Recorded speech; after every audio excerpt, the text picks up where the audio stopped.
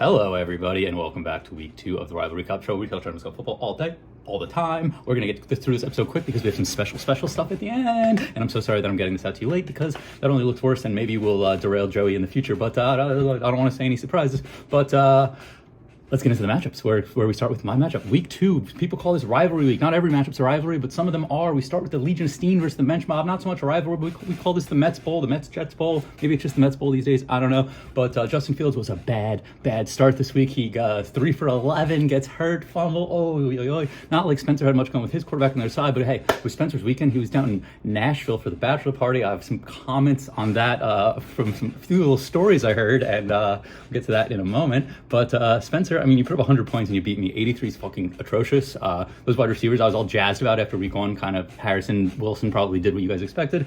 And, you know, he gets 15 out of his tight end, 17 out of Debo, 20 out of his kicker defense, and Spencer takes a nice win, 100-83. Congratulations, Spencer. Hope you had a blast this weekend. You had some crazy outfits. Anyway, next matchup, it's the Bean Flickers versus the More You Know. Ian versus Charlie. This is a former championship matchup. This is definitely a rivalry. Charlie always the one out to get Ian, and Ian just absolutely takes Charlie to Pound Town, 167-119. Does the commish have the strongest team in the league out the gate? Feels like that happens the last couple of years, and then something happens. You know, I feel like even the year when he won it all, he might not have been the best out of the gate, but he's a regular season machine. Is he the next Joe Nardulli? I don't know. He's got his name on the trophy. But 26-26 out of Achan and Lamar. Lamar absolutely ruined the Browns. CeeDee Lamb with 20 points. Adunze 31. Kraft 24. Warren 17. Oh my God. Ian's team is a force. Charlie's looking pretty average over there. Devontae Adams, Bijan putting up some nice weeks. Josh Allen with an off one. Jared Goff, though, putting up 33 on your bench. Maybe you can dangle him somewhere. Zach Ertz.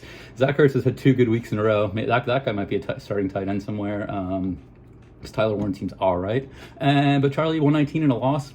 Don't love that. Ian takes you down, 167. All right, the next one, Team Goomba Johnny versus the Uber Assaulters. Will Goomba Johnny ever change his team name? We do not know. We are 2 weeks deep and hasn't happened. But 148-126. Christian, after an atrocious week 1, puts up a very, very nice week 2, 126. No one's complaining about that. But you know what? You didn't win, so that's tough. Your kicker getting 24.5 points is disgusting. That is absolutely gross. You got really nothing out of Hawkinson. Got to figure out what's going on in Minnesota up there. I mean, Gibbs and Javonte were good, but yeah, Johnny was just better. Johnny was down on his team week 1, but then everyone started coming alive. Amon-Ra, 39 points. You're gonna get that quite a bit, Johnny. I'll tell you. That was a little bit of a one-off last week. Johnny's got some players coming into their own. Is this a team on the rise? I don't know, but this was also a former championship matchup, year 2. Where Johnny gets his revenge all these years later. The next one, it is the Columbia Inferno versus the Toilet Bowl Houdini. Some call this the Flannery O'Connor Bowl. These guys were freshman year roommates. Let's rehash. John used to wake up Matt every morning by tying his shoes on Matt's bed. Yeah, that's the one story I remember. But 108-99. Suck on those fucking shoes, Matt, because John took you down by 9 points. John's 1-1. Lynch is back to 0-2. Lynch. Rast's 108 is okay. You really want to see AJ Brown come alive. When's that going to start to happen? Tight end, you're rocking Mayer, who's just quite simply a second tight end on his own team. And you got Tongs, so maybe that guy will go the fucking starter next week. But Kamara and Jainty, I mean, maybe Jainty will come alive, right? You can only hope. But Lynch, yeah, Burrow, getting 7 points, leaving the game. I mean, at least Browning came in and put a shift so that Jamar did well. But everyone else on your team kind of sucked, other than Keenan Allen. You were right, at least Keenan Allen was good. At least you got him in the lineup this week. But Matt, 0-2 on his way to another tough one. All right, Rack of Lamb, Ridley's Bookie Boys versus Fear the Reaper, Michael Weston, 2 guys who are now 1-1. Lamb picks up his first win. Weston his first loss, 112-104. Lamb gets a nice week out of Drake May, 26 points, leading his line. Oh wait, Malik Neighbors, 37.7, 167 yards, 2 touchdowns. Yeah, that was pretty fucking crazy. That Dallas Giant game was fucking nuts. Got really mad. A lot of mad. You got the Tyler Loop putting up 12 for you down there. That little loop. That was terrible. I think I lost my voice.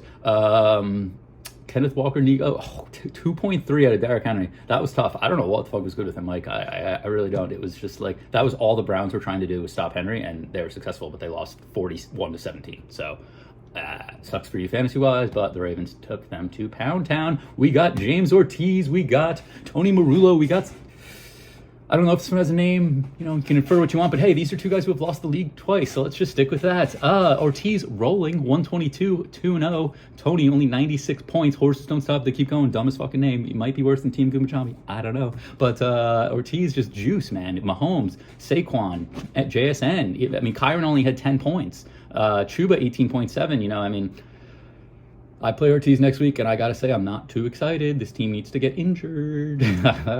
Tony, James Cook finally had a good week. Harvey, this rookie, maybe will come into his own. I don't know. You got to get Jefferson going. Yeah, Tony, you need some more players, buddy. I'm not seeing a lot of these guys that are sliding into the starting lineup. We'll see what happens with that. Final matchup of the week, the biggest matchup, the I Hate Eric Bowl, former championship matchup. What was this, year 1? I've had some other bouts throughout the way. Little Joey takes him down this time, though, 111-95. Joe gets his one and only win on the season. 12 losses to come. 1-1 for Joe, 1-1 for Eric. 111-95. McCaffrey 2 good weeks in a row. Let's hope he stays healthy, because otherwise, then that's no one can say shit to you, and you can look like a smart person for once. But George Pickens 17, Trey fine, Samson but. Just no real juice from Eric this week. Bo Nix finally recovered not finally. Bo Nix recovered after having a horrible week 1 and having a decent week 2, but then everyone else on Eric's team was kind of like, meh. Not really ready to show up this week. So, with that, here we are. Eric benches Zay Flowers again. Don't know what that guy's fucking watching. And yeah, that's the matchups. 7 minutes? Are you kidding me? Thursday episodes, quick episodes, get to safe space, whatever it is. I haven't even watched it yet, but it looked spicy. Oh, and one little thing I heard, I saw Joe, Mike, and James Ortiz signed a dollar bill at the draft. Not the draft, Spencer's bath party, and they said one of these 3 will win the Gentleman's Club.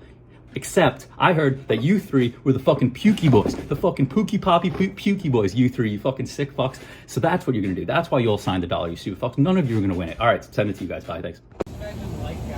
Wow, Brian, thank you, gentlemen. Welcome back to Safe Space, first episode of the season. I'm actually filming this before this week's games. I assume I beat Eric, so suck it, fucking Eric. Rivalry week, pussy. And we're going to have some special guests in this first episode of the season, so stay tuned. Nissan Stadium, home of Calvin Ridley, the most controversial player of this year's draft. And now we have the commissioner himself, Ian Jones. Ian, what's going on? How do you feel about your team this year? I'm feeling pretty strong about my team. Whose team do you think, who do you think hates their team the most right now? I've heard it from Christian quite a bit. Christian? I was thinking Tony. Yeah, do you think Tony will ever make it back to the playoffs? No. One hit wonder. Yeah. I don't think he's got it in him anymore. Yeah. He hates the sleeper app too. He vocally hates the sleeper app. What's wrong with the sleeper app? I spoke with Weston earlier, and he talked about how he can't click and learn the information that he needs. He gets ads all the time. Do you think Weston is that good at fantasy? No. I think he gets lucky. Wow. I'm doing behind the scenes some great camera work right now. Are you zooming in? And Yeah. out? Yeah. I can see it in your eyes. Alright. Next segment, Charlie Carita in the background of some artificial leaves, aka fake leaves. Charlie, who do you think the fakest in our league is? Wow, the fakest in our league. I would probably say, wow, the fakest as a person or as I'm doing some camera work. Fakest as, I'm doing some as camera a work person or right as now. a team? You gotta take this how you want to take it. All right, Eric Olsen. Wow. I would say for both. Wow. Why? Well, because I feel like he wants to be a member of the league, but then he's not often around. How do you think John Sedano will be as a father? World class. World class. He'll be world class at saying, "Hey, Tor, the baby's awake." And then My camera work's been unbelievable today. It's been good. Sedano's going to be a great father. His son's going to be a world class. Do you think him or Kevin's a better father? We are about to have 6 years. This might be 7 years in Safe Space. 6 years in Safe Space. We are going to do the first ever live We're gonna try to. trade negotiation on Safe Space. Dude, this might end the night, by the way. So, Oh, are what? you prepared He's for gonna that? Yeah. Okay. Yeah. All right. Hey, come follow me. Stay tuned. Hi. So, I'm gonna ask Michael Weston for a trade. I'm proposing Javonte Williams for both Seattle Seahawks running backs. What time is it? In my opinion, I think 3:25 Wait, a.m., which means 4:25 3:35. Eastern Standard Time. At what time did Michael Weston go to bed? Like 12. 11:30? 11:30, 12:30. Yeah. so let's see how this goes.